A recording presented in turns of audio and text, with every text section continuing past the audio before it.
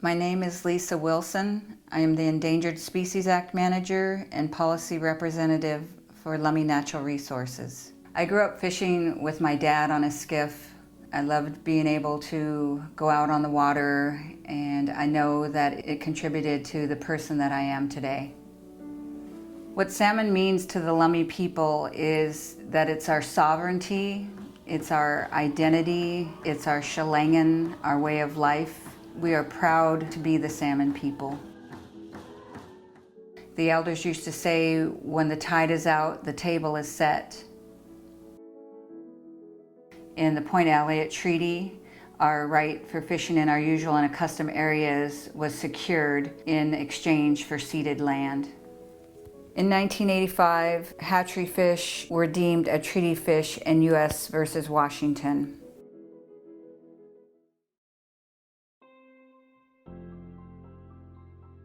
So the hatchery fish were put in place over 100 years ago as mitigation for the dams. So today we are co-managers to make sure that we do have fish for our people. My name is Tom Chance. I am the Salmon Enhancement Program Manager for Lummi Nation. This is really my dream job, and I'm able to solve problems and create more opportunity for tribal fishers and the community as a whole. Some of the main issues that we face today are pollution, development, water quality issues, and habitat degradation.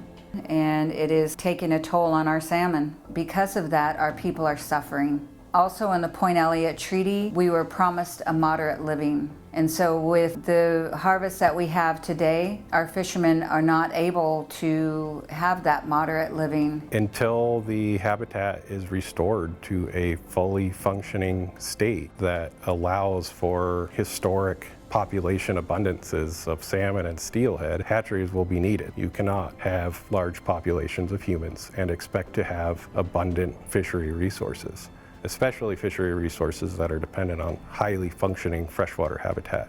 The ultimate goal is to maximize survival of hatchery origin fish that we release from our facilities. Higher survival rates mean more fish back to Lummi fishers.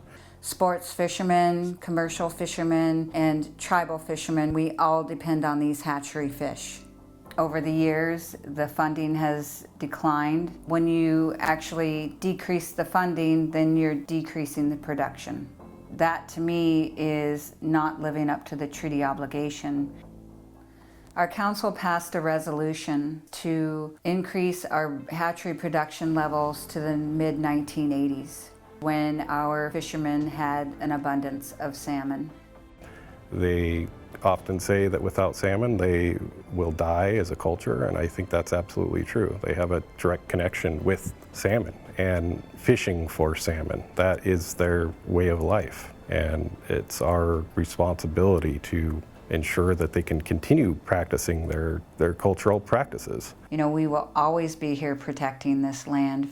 It's who we are, it's what our ancestors did, and it's what we will continue to do.